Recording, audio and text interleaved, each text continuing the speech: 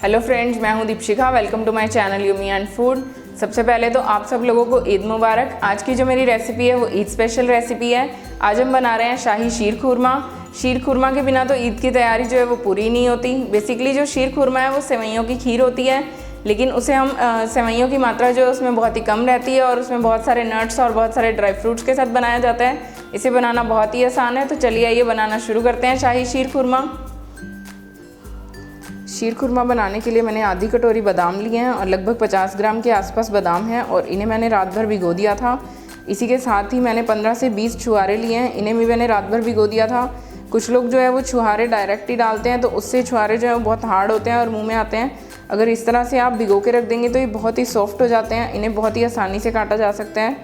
और इसके साथ ही ये मैंने 1 कटोरी फूल मखाने लिए हैं, इन्हें मैंने देसी घी में अच्छे से रोस्ट कर लिया है, फ्राई करके ले लिया है। और साथ ही मैंने लगभग आधी कटोरी के आसपास जो है वो सेवइयाँ ली हैं, और जो इन सब की एग्जैक्ट क्वांटिटी है वो मैं नीचे डिस्क्रिप्शन बॉक्स में दे दूँगी।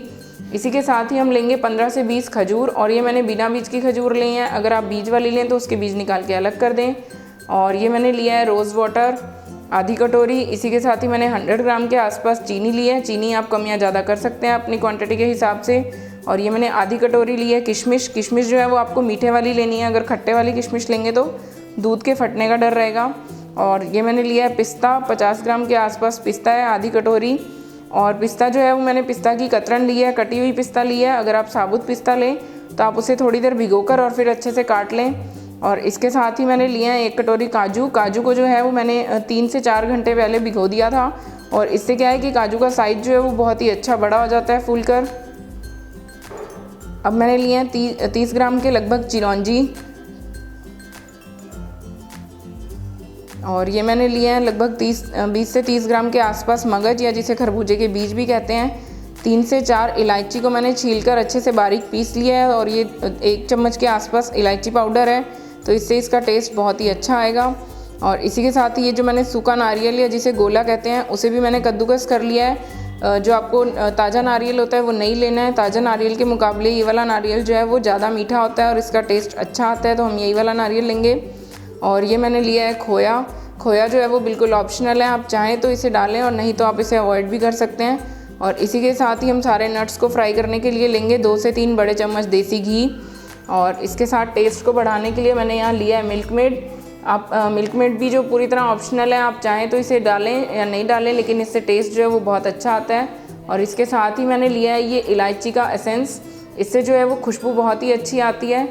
मैंने जो है वो शीर बनाने के लिए 2 किलो फुल क्रीम दूध लिया है। अगर आप ज़्यादा क्वांटिटी में शीर बनाना चाहें तो आप सारे इंग्रेडिएंट्स की जो क्वांटिटी है वो उसी के अकॉर्डिंगली कम या ज़्यादा कर सकते हैं, जैसा भी आपको पसंद हो। तो चलिए आइए शीर बनाना शुरू करते हैं। सबसे पहले हम जो ये सारे बादाम हैं इन्हें छील लेंगे, और ये पूरी रात हमने भिगो कर रखे हैं, तो ये बहुत ही आसानी से छिल जाते हैं। ये हमने सारे बादाम जो हैं वो अच्छे से छील लिए हैं, और अब मैं इन्हें चॉप कर लूँगी। आप चाहें तो आप सिर्फ इन्हें इस तरह से 2 टुकड़ों में करके भी डाल सकते हैं, लेकिन मैं इन्हें थोड़ा चॉप करके डाल रही हूँ। ये हमने सारे बादाम जो हैं वो अच्छे से चॉप कर लिए हैं। अब इसी तरह से हम छुहारे भी काट लेंगे। ये जो छुहारे हैं मैंने रात भर भिगो के रखे थे, और अब हम इन्हें काट लेंगे। ये आप देखेंगे कि कितनी इजीली जो है कट रहे हैं, और इस तरह से मैं इनको काट लूँगी। अगर आप इन्हें भिगो कर नहीं रखेंगे तो ये बहुत ही हार्ड हो जाएंगे, और इनकी गुठली जो है वो हम अलग कर लेंगे। ये देखिए बिल्कुल बहुत ही सॉफ्टली फ्रूट की तरह कट रहे हैं। सबसे पहले जो दूध है वो मैंने एक बड़े बर्तन में शिफ्ट कर लिया, और इसे दूध को हम अच्छे से उबाल दिलाएंगे। दूध को मैंने बड़ी कढ़ाई में लिया है, इससे क्या है कि दूध में जो उबाल आएगा तो दूध बाहर नहीं आएगा, और दूध को थोड़ा गर्म करना ईजीली हो जाएगा। दूध में अच्छे से उबाल आ गया है। अब हम दूध को अच्छे से एक बार मिक्स कर देंगे, और दूध को 5 से 7 मिनट के लिए हम बिल्कुल कम आंच पे रख देंगे, जिससे कि दूध जो है वो थोड़ा गाढ़ा हो जाएगा।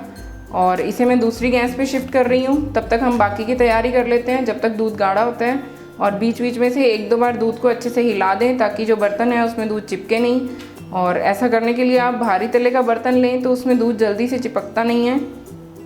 और अब मैं इसे दूसरी गैस पे शिफ्ट कर रही हूँ, और यहाँ पे हम बाकी की तैयारी करते हैं। सबसे पहले हम एक पैन को गर्म करेंगे, और इसमें हम देसी घी डालेंगे। ये मैंने 2 बड़े चम्मच देसी घी डाला है और इस देसी घी को हम बहुत अच्छे से गर्म करेंगे। घी जो है वो बहुत अच्छे से गर्म हो गया है। हमें इसमें चिरौंजे डालने हैं। चिरौंजों को हम बिल्कुल सेंटर में डालेंगे क्योंकि सेंटर में जो घी है वो बहुत अच्छा गर्म होता है। ये जो घी है हमने घर का बना घी लिया है, इसलिए बहुत अच्छे से ऐसे हो रहा है, फ्लेम फॉर्म आ रही है इस पर। चिरौंजे जो है वो हमारे हल्के गोल्डन ब्राउन हो गए हैं। अब हम इसमें काजू डाल देंगे। काजू को हम बादाम से पहले डालेंगे क्योंकि काजू में जो है वो मॉइस्चर बहुत ज़्यादा होता है और ये हमने भीगे हुए काजू लिए थे, इसलिए थोड़ा पानी है इसमें। इसे हम 1 से 2 मिनट तक अच्छे से रोस्ट कर लेंगे।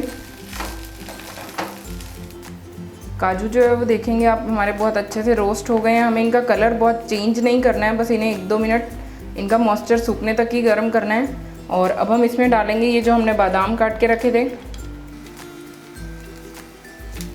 इसे भी हम 1-2 मिनट तक अच्छे से रोस्ट कर लेंगे। ये हमारे काजू और जो बादाम हैं वो अच्छे से क्रिस्पी हो गए हैं, हल्के अच्छे से फ्राई हो गए हैं। अब हम इन्हें एक प्लेट में शिफ्ट कर लेते हैं।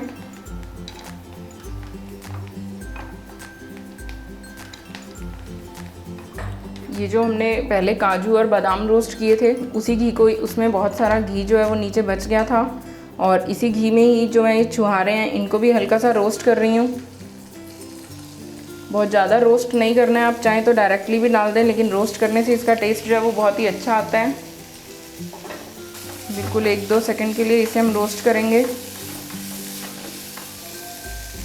और ये हमारे छुहारे जो हैं वो हो रहे हैं, रोस्ट हो रहे हैं। उसी टाइम पे ही मैं इसमें ये जो मगज़ है ये भी डाल देती हूँ। इन्हें भी हमें हल्का सा ही रोस्ट करना है।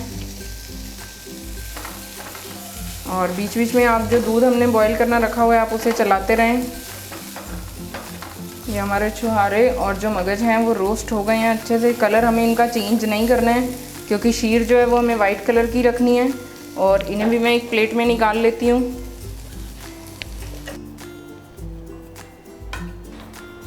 हमने छुहारे और जो मगज़ हैं वो भी अच्छे से रोस्ट कर लिए हैं। और अब मैं इसमें 2 चम्मच घी और डाल रही हूँ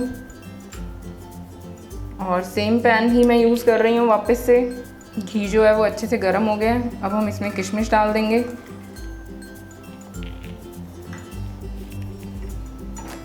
और अब हम किशमिश को रोस्ट करेंगे।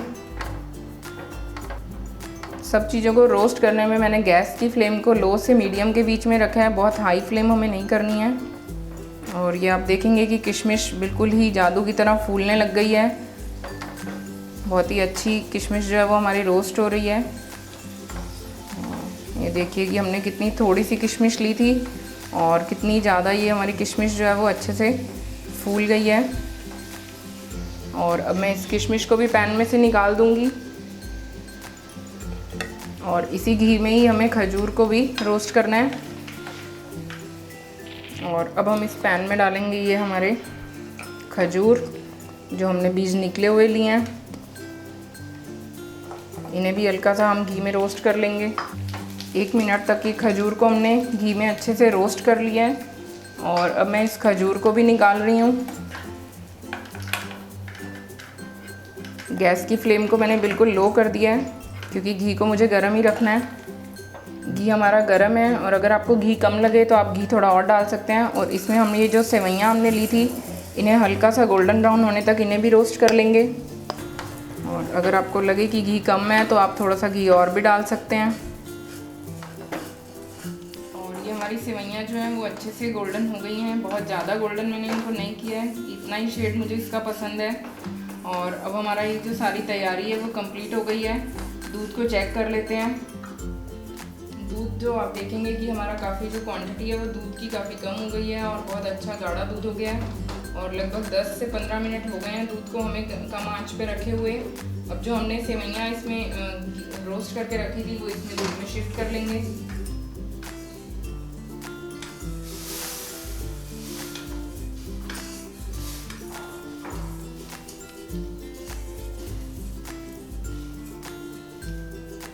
ये हमने सेवइयों को अच्छे से दूध में डाल दिया, मिक्स कर दिया है। अब हम दूध को बॉईल करेंगे अच्छे से ताकि जो सेवइयाँ हैं वो अच्छे से पक जाएं। और ये जो हमने सारे नट्स जो रोस्ट करके रखे हैं 1 बाय 1 हम सारे नट्स को भी इसमें शिफ्ट कर देंगे। ये मैंने खजूर और मगज जो रोस्ट करके रखी थी इसे मैंने शिफ्ट कर दिया है। और ये मैं इसमें काजू, बादाम और चिरौंजे भी डाल रही हूँ। और जो भी नट्स के साथ घी है उसे भी मैं इस दूध में डाल रही हूँ। बहुत ही अच्छा रिच लुक देगी वो इसको। और थोड़े से काजू, बादाम और चिरौंजे जो है वो मैंने ऊपर से डेकोरेशन के लिए रख लिए हैं, जो हम सर्विंग में यूज़ करेंगे। और इसे आप अच्छे से मिक्स करते रहें। और अब मैं इसमें ये जो हमने खजूर रखी थी, खजूर को भी डाल रही हूँ। इसी के साथ ये किशमिश भी डाल दूंगी। ये हमने सारे नट्स इसमें मिक्स कर दिए हैं। अब मैं इसमें डाल रही हूँ रोज़ वाटर।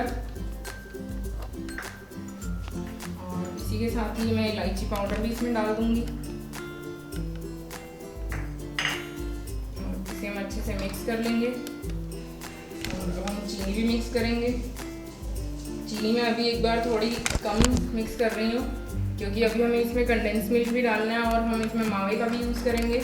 तो फिर चीनी उस हिसाब से आप टेस्ट करके बाद में कम ज़्यादा कर सकते हैं। अब मैं इसमें नारियल डाल रही हूँ, जो हमने पहले से कस के रखा हुआ था। वो हम इस टाइम दूध पे ही मिला देंगे ताकि ये अच्छे से मिक्स हो जाएगा। और इसे हम अच्छे से मिक्स कर देंगे। सेवइयाँ जो है वो हमारी अच्छे से पक गई हैं। अब इस स्टेज पे मैं इसमें डालती हूँ कंडेंस मिल्क। और 1/4 टिन कंडेंस मिल्क का जो है वो मैंने इसमें यूज़ किया है।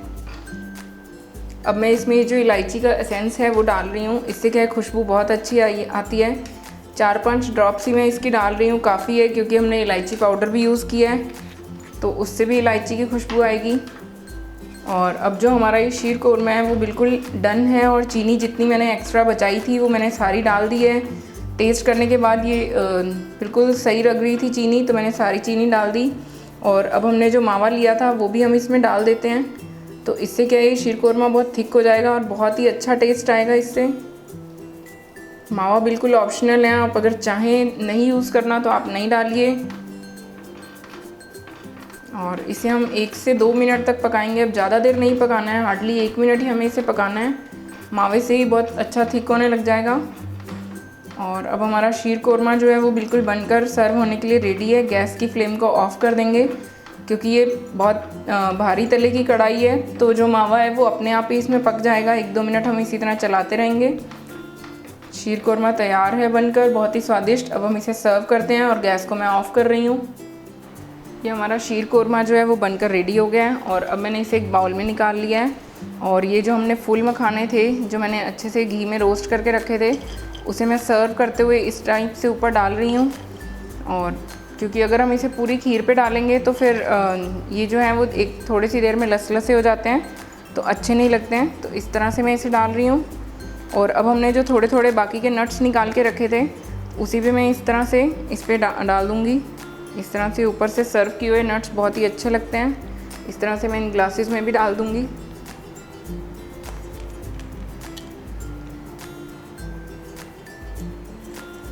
और ये जो मैंने पिस्ता लिया था, इसे भी मैं इस पर डाल दूँगी। और थोड़ा सा पिस्ता आप उसमें बनाते हुए भी डाल लें। मैं उसमें डालना जो है वो भूल गई, तो आप डाल सकते हैं उसमें। और अगर नहीं तो आप इसमें आपने कटिंग वाला ही लिया है तो आप सर्व करते हुए इस तरह से भी डाल सकते हैं। और इसे मैं बहुत ही अच्छा लुक देने के लिए इस पर मैं गुलाब की पत्तियाँ ले रही हूँ और उसे मैं इस तरह से सजा दूँगी। तो इससे हमारा जो शीर खुरमा है वो और भी ज़्यादा शाही लगता है। ये हमारा शाही शीर खुरमा जो है वो बनकर सर्व होकर रेडी है। शीर खुरमा जो है वो जब भी आप सर्व करें तो उसमें खजूर जो है वो नीचे बैठ जाती है, उसे अच्छे से हिला के अच्छे से सर्व करें ताकि हर बाउल में जो है वो खजूर अच्छे से चली जाए। और साथ ही आप इसे ठंडा भी सर्व कर सकते हैं। तो अभी गर्मी का मौसम है तो गर्मा गर्म सर्व ना करके आप इसे थोड़ी देर के लिए फ्रिज में रख दें और फिर ठंडा करके सर्व करें, तो शीर खुरमा जो है वो बहुत ही टेस्टी लगता है। तो फ्रेंड्स, आप लोग भी इस ईद शीर खुरमा को एंजॉय कीजिए। और अगर आपको मेरी वीडियो अच्छी लगे तो प्लीज़ इसे लाइक ज़रूर कीजिए, शेयर कीजिए और मेरे चैनल को सब्सक्राइब करना मत भूलिएगा। Thank you for watching.